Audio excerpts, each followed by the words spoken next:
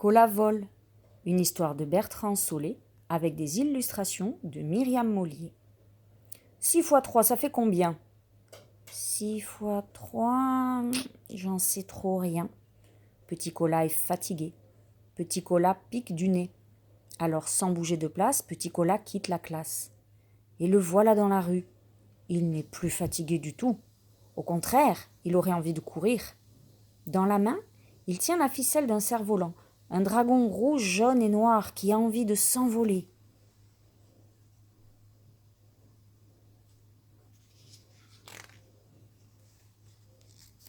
Cola serre bien les doigts sur la ficelle. Seulement, comme il lève tout le temps la tête, il trébuche sur le trottoir. Malheur ! Il lâche le cerf-volant qui en profite pour filer vers le ciel. Sans hésiter, Cola se lance à sa poursuite. Dans le ciel aussi, évidemment. La boulangère pousse un grand cri, et puis le facteur aussi. Les voisins affolés appellent les pompiers et leur grande échelle. Pim-pom, pim-pom. Les pompiers arrivent, déroulent leurs tuyaux en croyant qu'il y a le feu. Mais leur capitaine comprend ce qui se passe. Il hausse les épaules avec découragement. « Il faudrait, dit le capitaine, une fusée ou un avion pour rattraper ce garçon. Ramassez des tuyaux qui traînent, on s'en retourne à la maison. » Pendant ce temps, Petit Cola vole toujours derrière son cerf-volant. Le dragon se presse, prend de la vitesse. Petit Cola le suit hardiment. Très haut, entre les nuages, une hirondelle s'amuse en battant des ailes à lutter contre le vent. « Bonjour madame, dit Cola en passant à côté d'elle. Cola ne s'attarde pas, trop occupé pour cela. Mais l'hirondelle ouvre le bec, stupéfiée par ce qu'elle voit. « Un garçon qui vole avec ses 2 bras. Quelle est donc cette merveille ? Pincez-moi, que je m'éveille. » Non, l'hirondelle n'arrive pas à y croire, et puis elle se dit que, du moment que tout est permis, pourquoi ne pourrait-elle pas satisfaire la plus chère de ses envies ?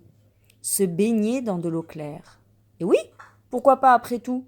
Sa décision est prise. Elle lance un cri vibrant et plonge en direction de la terre, là où tremble une rivière entre les arbres et les champs. Plouf ! La voilà dans l'eau. Quelle sensation exquise ! Sur le ventre et sur le dos, elle nage comme un bateau qui aurait des plumes grises.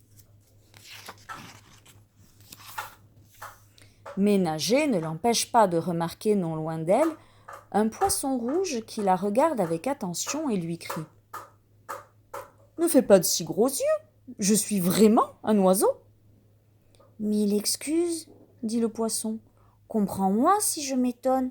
Je crois que jamais personne n'a déjà vu ce que je vois. » Tout à coup, le poisson entend une voix qui lui répond du haut des airs. C'est la voix de Petit Cola. Le garçon est assis sur un nuage, bien rembourré, et il est très content car il a réussi à rattraper le dragon cerf-volant. Cola explique au poisson. « Aujourd'hui, c'est mieux qu'un jeu. Chacun peut faire ce qu'il veut. » Le poisson hoche la tête, il a compris. À son tour de réfléchir comme l'hirondelle tout à l'heure. Le poisson s'appelle Anatole. Il rêve depuis longtemps d'apprendre à lire comme un enfant. Alors il se dit, du moment qu'un garçon vole, qu'un oiseau nage tranquillement, il n'y a pas d'empêchement à ce que j'aille à l'école, je ne peux plus être ignorant. Et voilà pourquoi l'on voit sautant de l'eau, quittant le sable, se glissant de près en bois Anatole et son cartable. Il n'est pas du tout ordinaire, ce spectacle du magicien.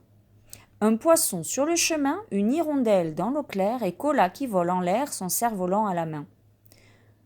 Petit Cola, ouvre tes yeux. C'est mal de dormir en classe. Où suis-je ? Qu'est-ce qui se passe ? J'ai rêvé, c'était merveilleux. Sur le grand bureau du maître, Anatole, dans un bocal, tourne et fait ses kilomètres. Il peut voir par la fenêtre une hirondelle au ventre pâle s'éloigner et disparaître. Tout est redevenu normal. Et le cerf-volant ? Où est le cerf-volant ? À la maison, dans un placard, je le retrouverai plus tard. 6 fois 3, ça fait combien ? Petit Cola lève la main. Ça fait 18, je m'en souviens.